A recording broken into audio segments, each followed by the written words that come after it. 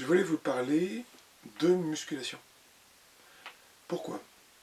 C'est pas parce que je pratique depuis quelques mois ce sport, cette activité, mais c'est parce que il me semble qu'il est particulièrement adapté pour votre pathologie si vous êtes dans le syndrome d'Ehlers-Danlos. Alors, premièrement, il n'y a pas d'impact. À moins de travailler n'importe comment, c'est pas un sport qui va créer des chocs qui peuvent être de nature à engendrer des déplacements, des fractures, des entorses, des luxations et de l'arthrose aussi, qui peut survenir dans ce contexte-là. Donc c'est assez intéressant pour ça, puisque on se préserve quand même, bien qu'ayant une activité physique intense. Ensuite, on a l'avantage de ne pas être attaché à une équipe, donc on est libre d'y aller quand on veut. Cette liberté, il me semble, nous est chère, en général, et on n'a pas d'interaction nécessaire avec des gens qui soient toujours les mêmes, et qui dépendraient de notre performance, ou de qui on dépendrait. Ça peut aussi être valable dans l'autre sens, si on est un peu plus fort. Il y a ces avantages-là. Le coût est relativement bas. Il y a aussi l'avantage que la prise de risque est modérée par rapport à d'autres activités, comme, je ne sais pas moi, deltaplane, ou plongée, ou... Voilà, il y a des choses qui présentent un risque, on le sait, on doit l'accepter à la base. Là, c'est pas le cas. Également parce qu'on va très rapidement parler de nutrition. Vous ne pouvez pas pratiquer la musculation de façon intensive si vous n'avez pas adapté, ou si vous n'allez pas ensuite adapter votre nutrition à cette activité-là, qui est très exigeante. Déjà, pour éviter de vous créer des inflammations, des blessures, ne serait-ce que des tendinites qui vont s'installer longtemps, ou des carences, ne serait-ce que pour ne pas perdre du poids, perdre de l'énergie et se retrouver en dépression physique et morale. Donc ce sont des choses qui sont importantes, ce qu'on met à l'intérieur de nous, et on va l'apprendre. Voilà les avantages. On peut aussi avoir à faire du coaching si on veut recevoir un enseignement, ou se débrouiller seul ou avec des relations, si on est capable d'avoir des relations amicales dans ce milieu-là.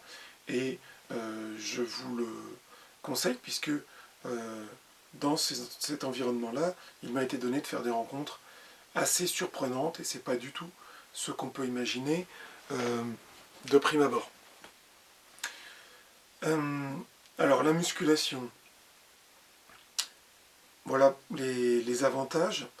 Au niveau de la pratique, moi je trouve que c'est particulièrement adapté à une condition comme la nôtre, puisque vous avez des muscles qui sont tétanisés et fatigués, qui ont besoin d'être remplacés. Ce sport-là va les remplacer réellement, c'est-à-dire que nous allons brûler des cellules et le corps va en fabriquer de nouvelles avec un excédent, donc qui est toujours bon à prendre, si en plus on aime le côté esthétique des choses. Donc c'est une bonne chose. On va pouvoir gérer son effort à son rythme, son propre rythme. Je veux dire, on n'est pas en natation obligé de nager pour flotter. On n'est pas en train de surfer, victime des mouvements des vagues et du rythme qu'elles imposent. On n'est pas à cheval avec tout ce que ça implique. On est au sol, statique, en pleine liberté de mouvement. Donc ça, c'est très intéressant. Dans ce sport, il y a différents mouvements qu'on va pouvoir choisir aussi. On va pouvoir éviter des mouvements qui sont délétères pour notre bien-être et insister sur des mouvements dont on a besoin. Également, on va gérer l'accès à nos limites, c'est-à-dire que nous sommes curieux naturellement et nous avons envie de nous connaître, parce que bien souvent, pour ce qui nous concerne, on se connaît assez mal, bien qu'étant capable de lire clairement dans le schéma des autres. Notre propre édifice est un endroit relativement mystérieux pour beaucoup. Et bien là, au moins il y a une pièce qui sera connue. C'est celle de la limite physique, de la souffrance, celle de la confrontation avec soi. Donc c'est très intéressant. Il y a aussi un côté sur l'énergie qui n'est pas des moindres, puisque notre fatigue va avoir tendance à diminuer à mesure qu'on se dépense, si on n'est pas dans l'excès et si on n'est pas dans le n'importe quoi au niveau des mouvements et des ressources qu'on a. Donc ça c'est très important. La fatigue c'est quelque chose qui peut être stressant à force, qui peut être un facteur inhibant et aussi de nature à nous décourager et à nous déprécier vis-à-vis de nous-mêmes. Voilà. Même humiliant parfois, si on est en situation avec autrui. Le regard des autres est difficile, hein, vous savez. Donc, le fait d'avoir de l'énergie, c'est très bien.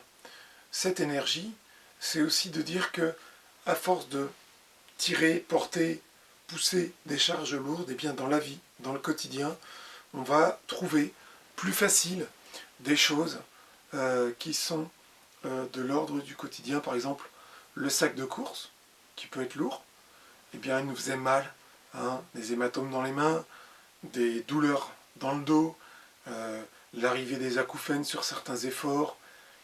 Et bien là, le sac de course, ben, je peux vous dire qu'après, moi j'ai fait une petite année épisodiquement hein, en salle, et bien le sac de course c'est un détail. Donc ça c'est très bien. Il m'est arrivé de supposer aussi que la présence et la qualité du collagène peuvent être touchées positivement par le régime alimentaire, par les compléments alimentaires, raisonnés et raisonnablement, qui peuvent être adjoints dans notre régime, et me dire que oui, je fais peut-être quelque chose qui est bien dans le sens du cartilage, du collagène et du tendon, de l'articulation, de la peau, peut-être que c'est bien. Voilà. En tout cas, il me semble que ça n'est pas prouvé mauvais. Excusez-moi, j'ai un peu mal au dos aujourd'hui. Au niveau des lombaires, il faut que je reprenne le sport, justement. Je pense à cet après-midi. Ça faisait quelques semaines où je ne faisais rien.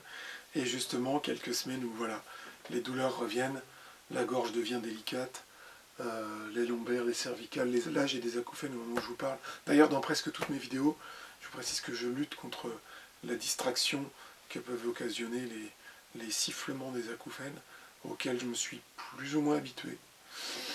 Mais alors, les acouphènes disparaissent quasiment en totalité quand je suis dans une période où je pratique le sport.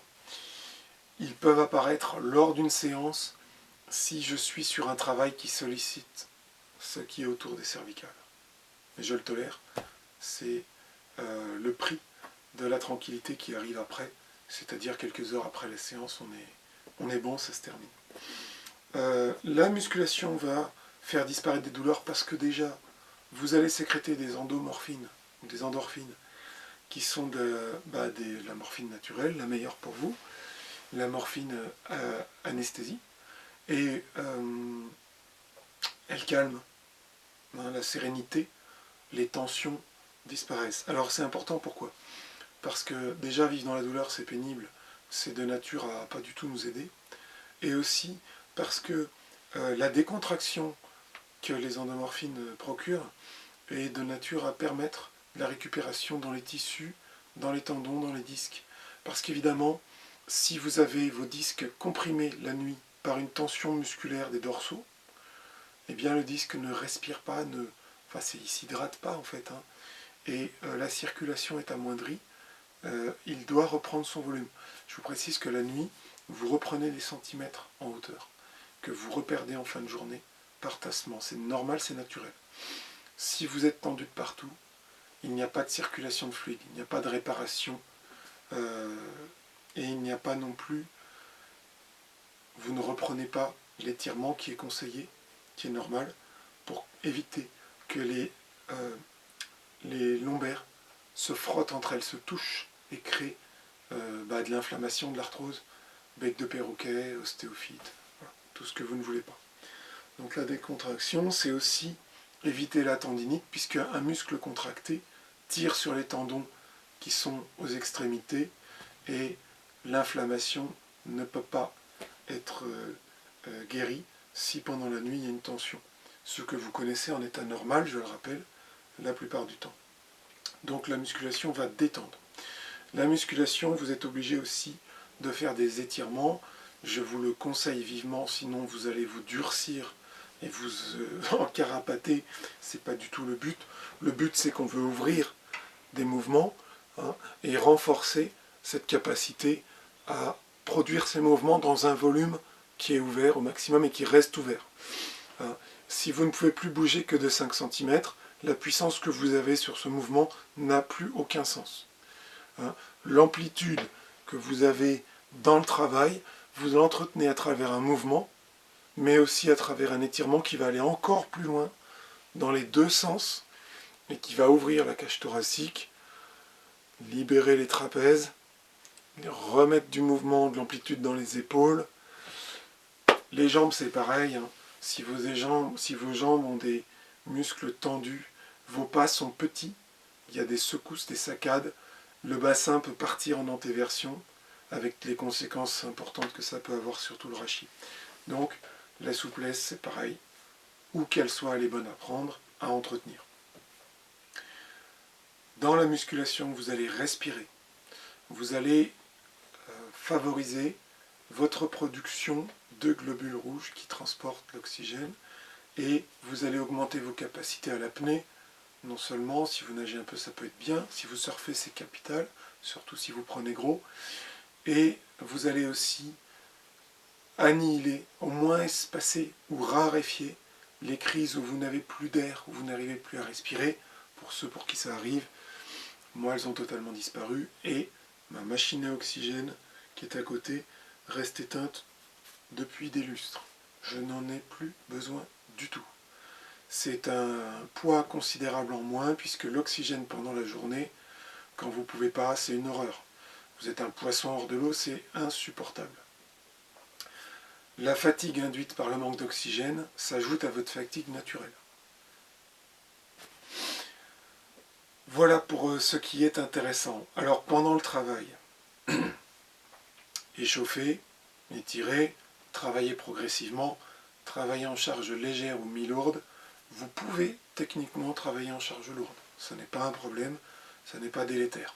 Mais je vous conseille de travailler en charge moyenne, ne serait-ce qu'au début, pour éviter les accidents tendineux et tout ce qui est cartilagineux, mais aussi pour commencer par faire des bons mouvements.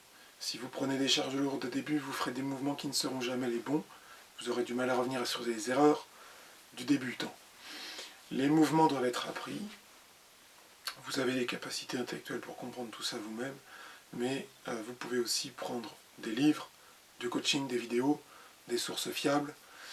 Croisez vos sources, puisqu'on n'a pas tout trouvé dans ce domaine-là. Il n'y a pas une science exacte qui est empiriquement validée par la majorité et la communauté, sans aucune exception.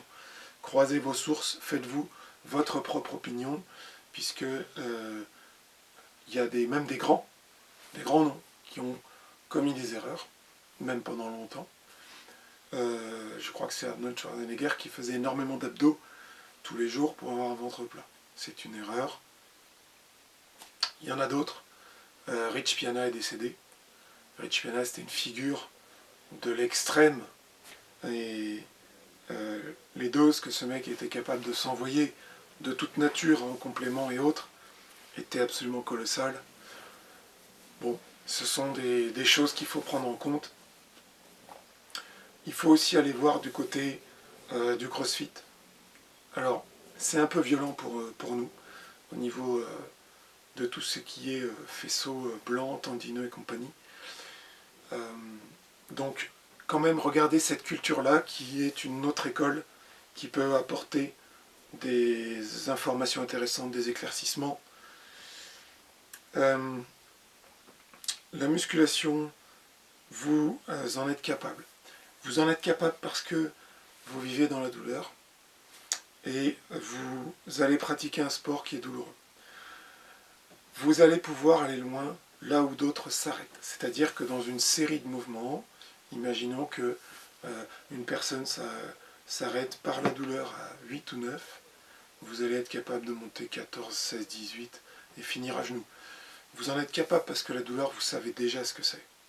La douleur des muscles, pour vous, ça n'est rien comparé aux douleurs que vous vivez dans votre corps, dans l'ensemble du corps, sur ce qui est muscles, tendons, articulations, etc. Donc, vous pouvez, mais attention, ne vous épuisez pas.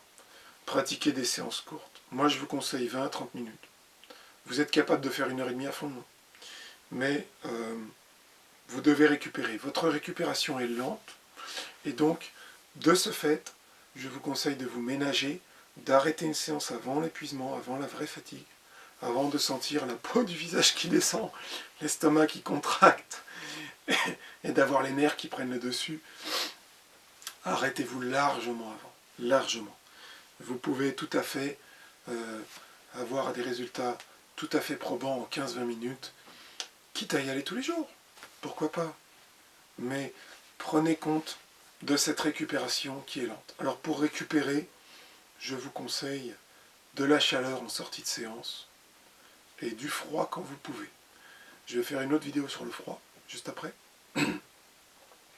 La chaleur, c'est très bien à la fin de l'exercice. Le froid, c'est loin entre les expériences sportives et de loisirs. Le froid, ça se fait calmement. Je vous conseille le massage, si vous pouvez, avec un kiné en massage profond qui est prescrit, la plupart du temps, dans le cadre du CED, mais aussi par vos propres moyens. Soit vous avez quelqu'un à la maison qui vous fait ça, gentiment, soit vous avez de l'argent et vous pouvez vous acheter des massages de type plaisir, ou alors le rouleau. Vous pouvez masser certaines parties du corps à la main, et si vous avez un tube en mousse, vous le posez par terre et vous roulez dessus, et vous faites tout le reste du corps par vous-même, sans attendre à personne. C'est très important, puisqu'on ne veut pas se remplir de toxines et de déchets suite à des séances de sportifs qui sont soutenues. Vous allez aider à drainer comme ça, et bien sûr, boire beaucoup d'eau. Voilà, la musculation, pour moi, c'est le sport par excellence pour le syndrome d'Ehlers dans l'os.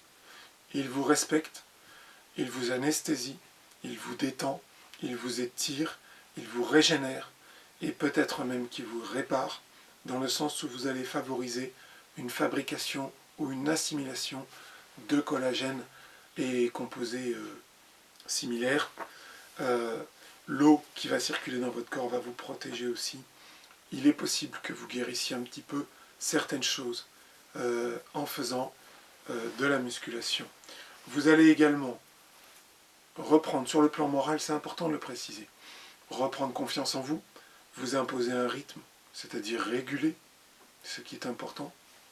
Dans votre nature, vous savez que vous êtes en haut et en bas régulièrement, ça va vous aider à trouver un rythme. Et vous allez faire des rencontres, celles que vous voulez, avec les gens qui vous intéressent. Vous allez pouvoir sélectionner. On n'est pas au travail, vous n'êtes pas obligé. Donc c'est très intéressant. Si une salle ne vous convient pas, vous pouvez changer. En ce moment, il y en a partout qui sortent. Au niveau du moral, quand vous avez dépassé ce que vous pensiez être votre limite, vous êtes très fier, vous êtes très motivé, vous êtes content. Je parlais dans une autre vidéo de l'enfant intérieur qu'il faut satisfaire. Alors c'est pareil pour tout le monde, peut-être plus pour nous. Si vous avez été fier de vous, si vous avez touché une limite et que vous avez connu une frontière et que vous êtes même passé à travers, vous avez un contentement qui est bon à prendre. Vous allez trouver de la paix comme ça, d'un apaisement. Sur le plan psychologique toujours, le fait de se mettre en forme au niveau du corps, après avoir été longtemps peut-être handicapé, avoir peut-être des difformités dues au handicap, des déséquilibres dans l'esthétique de votre corps. J'ai pas assez d'épaules, j'ai pas assez de pectoraux, j'ai pris du ventre, je suis en surpoids, je suis tout mou. Peut-être que en vous renforçant sur la partie musculaire et sur la partie morale qui va avec, eh bien vous allez avoir une puissance qui va arriver et un contentement sur ce que vous observez. C'est-à-dire vous allez observer la puissance, la constater, et constater que oui, en effet, en soulevant quelque chose, en faisant un sport, en prenant votre enfant, eh bien, vous avez plus de facilité et vous en êtes content.